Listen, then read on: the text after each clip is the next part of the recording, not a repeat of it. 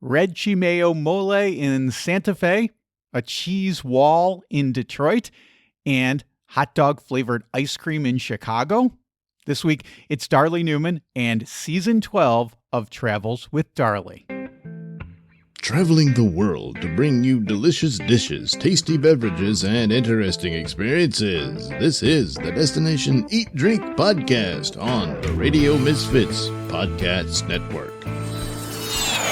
I'm Brent Peterson. Welcome to Destination Eat Drink. Destination Eat Drink is for foodies who love to travel and travelers who love to eat. And this week, my guest is Darley Newman, host of the TV show Travels with Darley.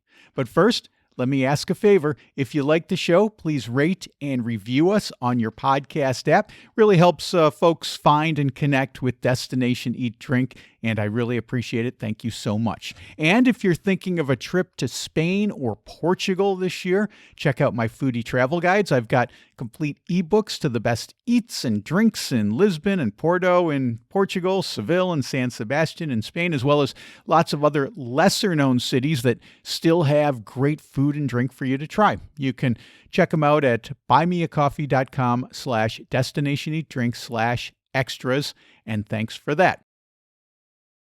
Darley Newman is a TV producer and host. She's best known for her series on PBS called Travels with Darley, and the 12th season of the show just debuted, and Darley is back on Destination Eat Drink to talk about all these cool places she visited and the great things she ate and drank. Darley tells me about a cocktail made with local honey, sampling the maximum number of ice cream flavors, visiting the Motown Museum in Detroit, and Bigfoot sightings in Georgia, plus pizza in Chicago and pizza in Detroit. Okay, I'm starving, so let's eat. Destination Eat Drink.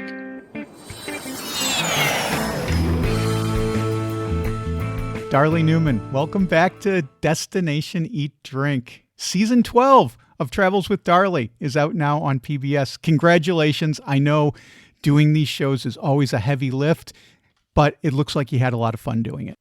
Thanks, Brent. Yes. Oh my gosh. We've been traveling so much of the USA over the past few years, and also Quebec. I've been to Quebec several times, and we're eating well. We're drinking well. We're doing a lot of outdoor activities to work it off, but really finding so many hidden gems.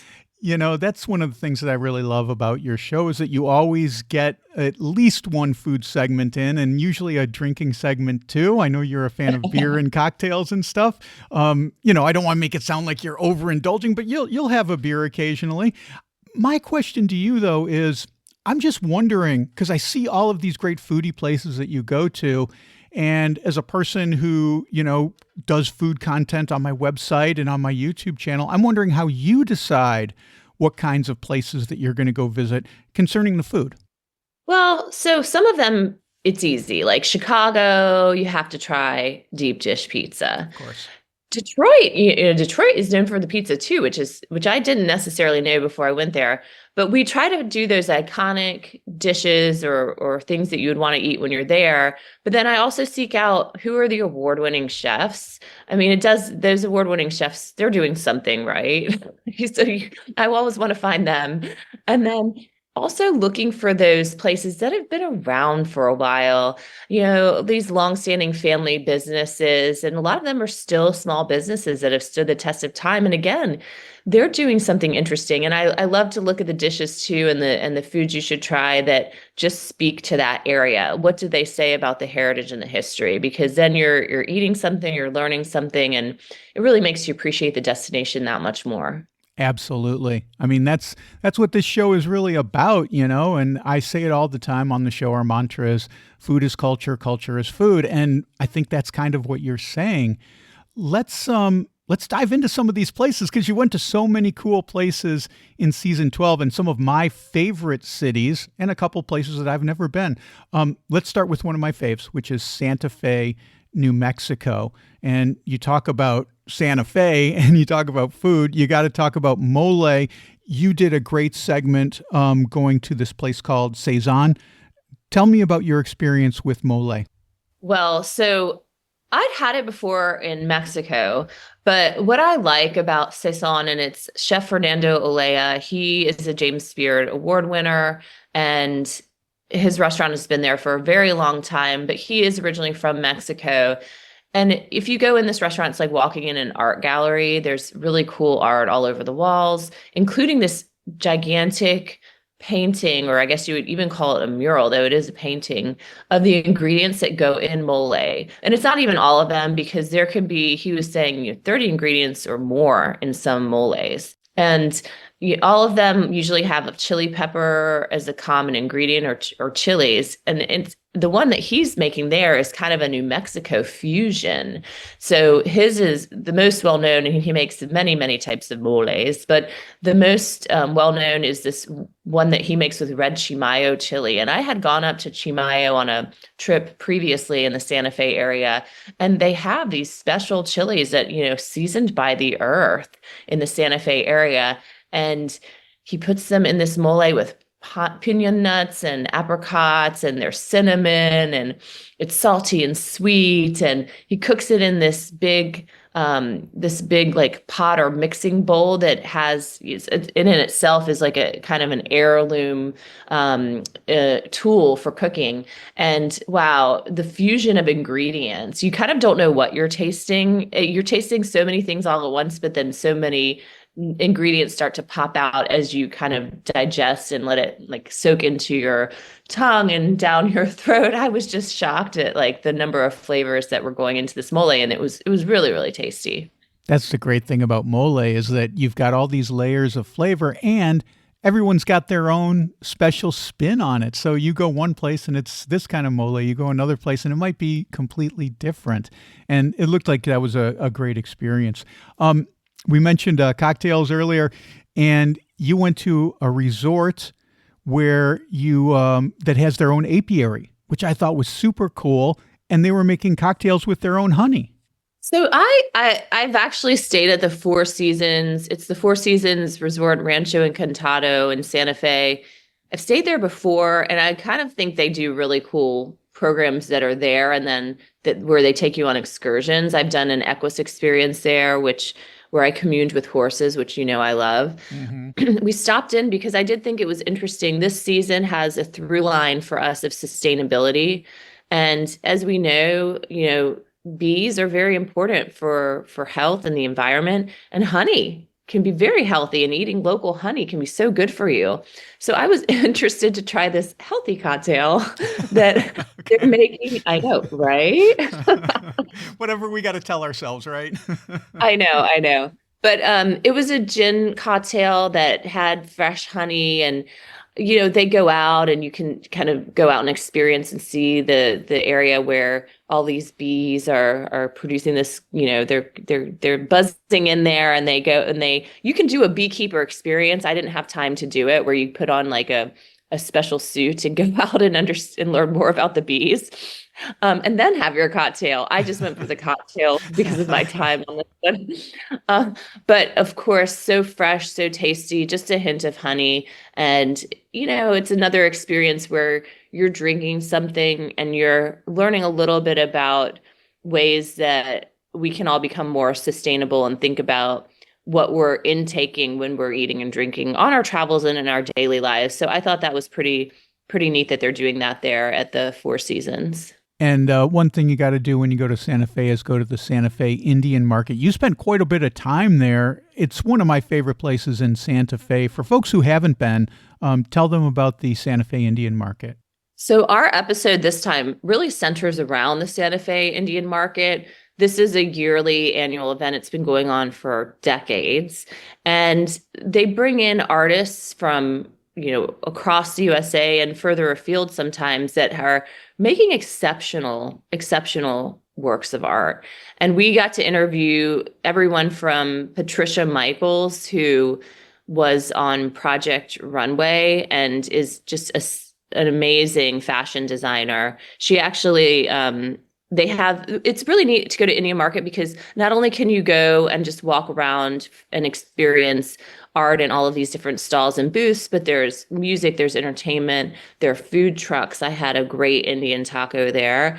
And so you get this combination of food, art, and fashion. And then there are different events around Indian Market. So there's fashion shows. And then, of course, there's all of the other things that you can do in the Santa Fe area. So I also went to local museums, and I did, dance lesson, went to Cezanne, went to Loretto Chapel to learn about their mysterious spiral staircase that's in there. So really, I think it's a great time to visit because it's so vibrant. You can find unique things and works that you would never you're not going to find them online. Some people are actually producing art just for this special show and these special few days. And I really loved it. Some people go year after year to collect. Other people go just to kind of get ideas and feel more creative. But you'll really, one thing that I was encouraged to do was to talk to different artists, which I did when I was there. And I just found that I learned so much by speaking with people and kind of understanding more about what inspires their work from a lot of times maybe their background, their history, their different pueblos, and then things that they've, skills and crafts and trades that they've learned from their grandparents and their great grandparents. So really interesting, fascinating look at art and culture. Let's move to Detroit. And you mentioned Detroit style pizza, which I guess a lot of people know New York style pizza and people know Chicago style pizza. And there's lots of other kinds of pizzas. But I think a lot of people don't know about Detroit style pizza. We've talked about it a couple times on the podcast, but it's this own unique thing. And I love Detroit style pizza. How did you find it? Fantastic. I mean, what's not to like when it gets all crispy on the corners there? It's so good. So I thought it was really interesting because I sat down at Buddy's Pizza, which is one of the iconic Detroit style pizza places. The place. Yeah, they have a couple locations. I sat down with Wesley Pakula, who's been working there forever, and he was sharing with me. So they do their pizza in these pans that are they're from the automotive industry, which has, Detroit, we think about the automotive industry. So that in itself, I thought was kind of strange and interesting. They're cooking their pizza in these pans that they were using when they're producing or working on cars. Right. But they do their pizza differently. It is thick. It has this wall of where the cheese kind of goes over the dough into the surrounding wall of the pizza. And then it gets crisp, kind of like gets a little bit almost like you flame broiled the cheese on the side, and they call it Frico. He said it was called Frico, the cheese wall. And I said, oh my gosh, that's the best thing I've heard, at least all week. I love cheese. How can you go wrong with a cheese wall, right? Yeah, no, but Brent, it's so interesting because they layer the cheese differently. So they put, for instance, in some of the toppings they would put under the cheese. So again, doing things a little bit differently there in Detroit. But I thought it was fantastic, really thick. And actually, that reminds me because they said they were going to send me some, they were going to ship me some to my house in New York. And I need to call them and tell them that they need to ship that pizza. Get that in the mail today. Yes. One thing you did is you went to the Motown Museum. I haven't been back to Detroit since I was a little kid.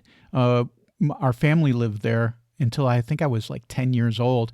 And I don't know if the Motown Museum was even around then, probably not. But I've always wanted to go back and go to that Motown Museum. It seems so cool. And I kind of got to live vicariously watching you walk through that Motown Museum and seeing the pictures and the instruments that all these famous people played. Were you kind of awestruck when you were there? I was. I love Stevie Wonder. Oh, yeah. And so I was really interested to hear more about who had done recordings here. It's been called Hitsville, USA, this little house in Detroit. And I got to tour it with Robin Terry, her grandmother, Esther Gordon Edwards, and her uncle, it's her great uncle, I think, Barry Gordy. He founded Motown Records there.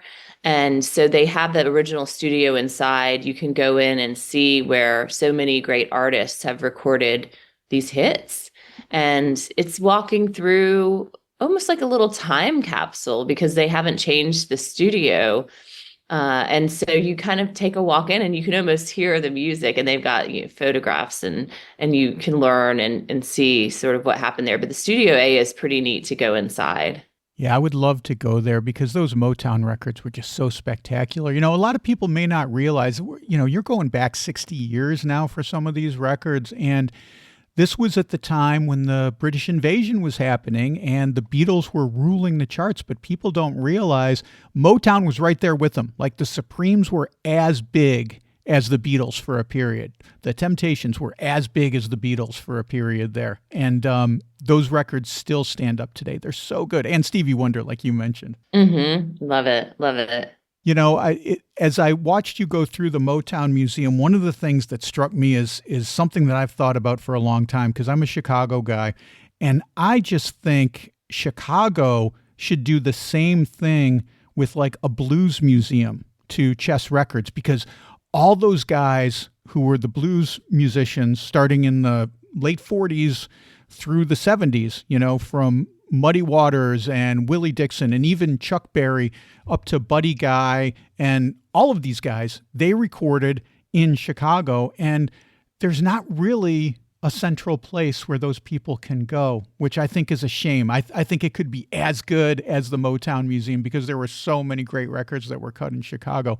But I bring this up because you went to Chicago. I'm a Chicago guy. I've done episodes on Chicago. And as I was looking through your stuff, I read that you went to a museum of ice cream. And as someone who lived in Chicago, who grew up in the area, I didn't know there was a museum of ice cream. So I'm going to have to go there next time I go back to visit friends and family. But tell me about the Museum of Ice Cream in Chicago. Well, it's funny because, again, we talk about how do you pick what to eat when you go different places. Well, you have to have a hot dog when you go to Chicago. And I went to the Chicago Sports Museum, to their Harry Carey's restaurant, and had a hot dog with the works. And that was delicious. Then I went to the Museum of Ice Cream because I really wanted to try hot dog ice cream, which they promote. Hot dog And it sounds ice cream? great. What? It sounds bizarre. So you get like a little purplish colored bun, and then the actual ice cream is supposed to have a hot dog flavor. It's a soft serve that they roll onto the hot dog bun so it looks like a hot dog. But then, Brent, they actually cover it with actual relish. And I was like, this is strange. This is strange. It's a little bit weird. I don't know that I would call it good, but it's an attraction, and I thought it was cute, and I thought it was a good idea. I mean, the rest of the ice cream within this museum of ice cream, around every corner, you can try a different flavor of ice cream, and it's really fun. They even have cocktails with I had a cotton candy cocktail in there. So it's a family destination where, the whole family can enjoy ice cream. If the parents are feeling like they're done with it, they can have a cocktail. But I love ice cream. So that's one thing I try to eat in almost every city. And I found that the ice cream there was pretty great, except for that hot dog ice cream. I'm going to be honest. Like, it was too strange for me, but I'm glad I tried it because I'm in Chicago. So why not? Yeah, not your favorite. That's okay. That's why we try things, right? We find out what we like, what we don't like. I know you went to Gino's East, and this might be kind of a subject that's taboo as someone who lives in New York, because there's always this war between Chicago and New York about pizza. Jon Stewart famously had this rant about Chicago-style pizza, which I thought was hilarious, was so funny. But I know that New Yorkers kind of roll their eyes at Chicago deep dish pizza. You, as a New Yorker, what's your take? I loved it. Again, it's different. It's totally different than New York pizza. So the Geno's is delicious. He described the crust as like a cornmeal having almost a cornmeal flavor, which it Mm-hmm. does. Mm-hmm. They don't tell you, apparently, whatever they're doing to the dough, they condition it with some special conditioner, which is a secret. That's kind of their thing at Geno's.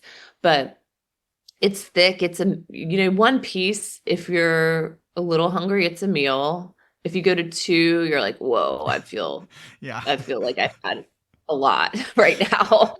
Let's go back to the hotel and take a nap. Yeah, yeah. But I thought it was great. I mean, honestly, that pizza was great. I don't know if Detroit versus Chicago, that would be definitely something that would get people excited because both of them are so good. They're different. They're all different. But I love New York pizza. I love Chicago pizza. Detroit pizza was spectacular too. So I'll take it all. But it's very thick. It's gooey. When you pick it up, the cheese just kind of like hangs on to the other piece. So you really get that nice cheese pull. Oh, yeah. And I definitely would recommend stopping at Geno's East. We talked about the Museum of Ice Cream, and you did an episode in Fargo, North Dakota. Now, I got to admit, I've never been to North Dakota. I've been to almost all 50 states, but North and South Dakota are two that I haven't been to. And I thought this place called Cows and Company had such a unique take because I made gelato for many years in Austin, Texas, and it never occurred to me, I don't know why, but it never occurred to me to have a place where you're doing gelato and cheese at the same place. But of course, it makes complete sense to put them both together in one spot because they both have the same base. So what a brilliant idea. Hats off to Cows and Company. How is their gelato? Oh, great. I have some friends who make fun of me because if I go to an ice cream shop that I haven't been to and they have unique flavors, I will taste as many as they'll let me. I will have ice. I will get one once I do, or at least a couple scoops. So I'm not going to eat the samples and run. But I love to try the different flavors. They have this cheesecake gelato.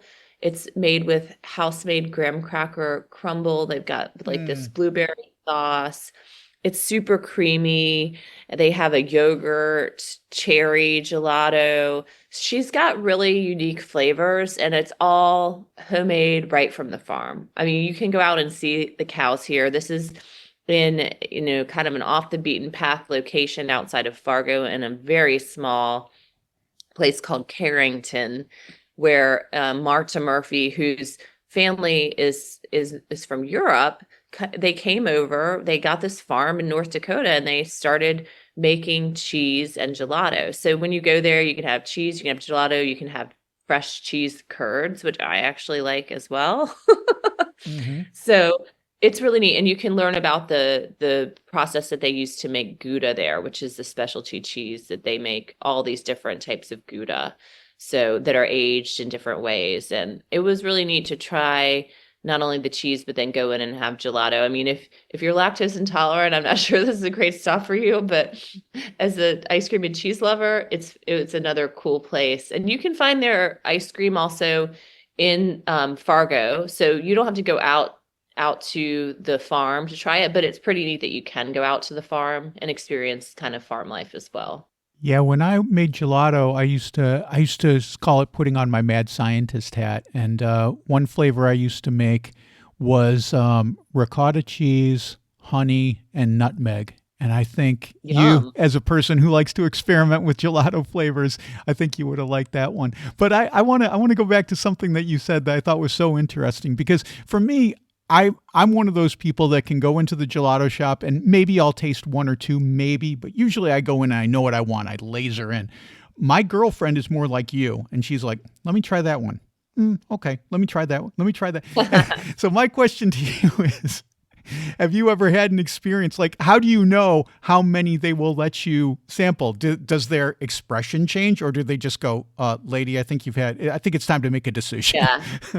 Yeah, exactly. I mean, you don't want to push too hard.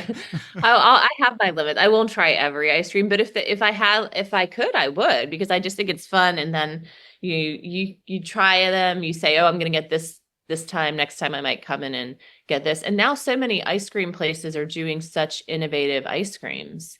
I mean, there's a place in my neighborhood in New York called Salt and Straw, and they have very strange flavors. They have like they had Thanksgiving flavors. You could get a turkey dressing type flavor, which sounds so strange. And they had pastrami flavor. I don't know. I'm not sure I love those, but I think it's kind of neat that people are getting so innovative with the ice creams. So I love it. This is putting me back in time, thinking of some of the flavors I used to do at around St. Patty's Day. I used to make a Guinness one. I would cook down the Guinness Wow. into a syrup and make a Yum. gelato. It was so good because you get those chocolatey notes in it. It was really nice. And when you cook off the beery flavor, for lack of a better term, it made it really nice. And in the fall, when the farmers would get the hatch chilies and roast them, I would make a roasted hatch chili gelato, which was interesting and fun. People seemed to like it, so that was a lot of fun too. Um, let's see. Let's talk. Well, you tell me. Did you have any other favorite places that you went during this season that you found particularly interesting or delicious? So many. So Quebec is in this season, and I thought this is going to be an interesting episode for people because we go to places that you definitely probably don't know about. Because I went between Quebec City and Montreal on this historic route called the King's Road. It's one of the original roads that connected Montreal and Quebec City and was made for actually like two-wheeled vehicles to go across. And now you can drive it as a road trip route. So we stopped at places that just wouldn't necessarily be on your radar that again have a sustainability angle. But there's a really cool place for poutine called Tiwi Snack Bar along this route, not far outside of Quebec City, actually. They've been around for 50 years. It's a roadside stop. You'll find a lot of people on motorcycles are hanging out there. But they have this decadent menu of poutine. So I actually didn't even realize that people made poutine with these different toppings and ingredients. So I had poutine with peas and chicken. Oh, So I know, really? I said, oh, I didn't know that would even be poutine, but it still has the cheese curds and the gravy, and it was delicious. I had to like poutine almost every place I went in Quebec on this trip for some reason.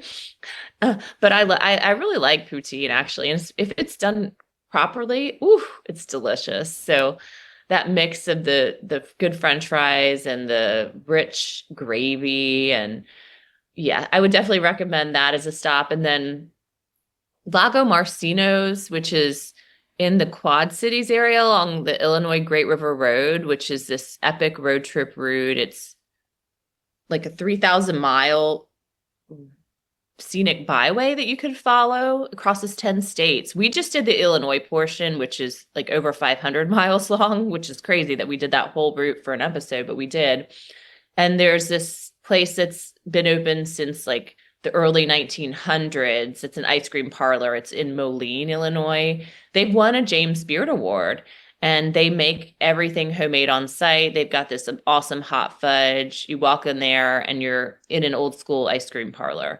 So I thought that was another standout. But there's so many in this season, so much good food, so many hidden gems. I'm really excited about season 12 of Travels with Darley because it's another really strong season. you said the through line of this is sustainability, but I would argue the secondary through line is dairy. There's poutine, there's cheese pizza, there's gelato, there's ice cream. I think you got a lot of dairy going on in this season, Darley. You know what? That's so I didn't even realize that, but you're right. I mean, we've got chocolate. Yeah, we've got a lot. We've got a lot in this season. We were even down in Ellijay, Georgia, which is the apple capital of Georgia. So we've got a lot of great stuff in this next season and lots of good food if you love to eat when you travel. What'd you do in Ellijay? We lived in Georgia for a brief period of time. We didn't get to see a lot of it, unfortunately, because it was during COVID. But the stuff we did see, we enjoyed. What was Ellijay like? I really liked Ellijay as well. It's got a mix of really homegrown farms and places where you can go apple picking and have giant apple fritters. There's even a place called the House of Applejay, which makes an apple liqueur. So you can literally dive into apples. But there's an Expedition Bigfoot place there where you'd be surprised at the number of Bigfoot sightings, Sasquatch sightings in this area. It's at the base of the start of the Appalachian Trail. So lots of great diverse things to explore. And especially if you love nature, it's a beautiful nature area. So there's apple liqueur and there's Bigfoot sightings. I'm not going to say the two things are related. I'm not going to say there's any connection between the two. I'm just pointing out that these two things exist in the same space. Yes. Well, Darley Newman from Travels with Darley. Again, congratulations on season 12. Travels with Darley is on PBS now. I encourage everyone to take a look at it. I've seen a bunch of the episodes, and they are super entertaining and super delicious as well. Thanks for being on the show. Look forward to all your new projects that are coming down the pike in the future as well. Thanks, Darley. Thanks, Brent. Okay, that's the delightful Darley Newman. Her show Travels with Darley just debuted its 12th season on PBS. Check your local listings for times and dates. You can also keep up with Darley at darley-newman.com. And if you'd like to hear more of my interview with Darley, you can get that at my Substack. Members have access to the full interview, including Darley and I talking about Arab bakeries and a cool horseback ride in Santa Fe. You can hear that whole interview at destinationeatdrink.substack.com. And that's it for another episode of Destination Eat Drink. Next week, we're in Italy, foraging for figs, plums, greens, elderberries, mushrooms, grapes, wild fennel seeds, medicinal herbs, and much, much more. Don't miss that. Until then, I've got lots of more foodie travel content at destinationeatdrink.com. I just posted a new video. In it, I follow a brand new bar opening here in Portugal. From the very beginnings of the construction to the soft opening to making cocktails and the big blowout New Year's Eve party. You can see that by clicking on the video tab at destinationeatdrink.com or by going to my YouTube channel. That's youtube.com/@destinationeatdrink946. I also just posted a story. This one is about the daring escape from a notorious prison in Portugal. It's a fascinating story about the fascist times in Portugal and this amazing escape. Read it at destinationeatdrink.com/blog. And if you're planning to come to Portugal in 2025, I've got an ebook foodie travel guide to Portugal. It's just $9.99, and it's got all the best things to eat and drink in Portugal, as well as the best things to do in 17 cities, including Lisbon and Porto, of course, but many, many more. Get yours at buymeacoffee.com/destinationeatdrink/extras. Destination Eat Drink is distributed by the Radio Misfits Podcast Network and Ed Silla. Thanks, Ed. I'm Brent Peterson, and I'll see you down the road. Join us next week for another culinary adventure on Destination Eat Drink, a presentation of the Radio Misfits Podcast Network.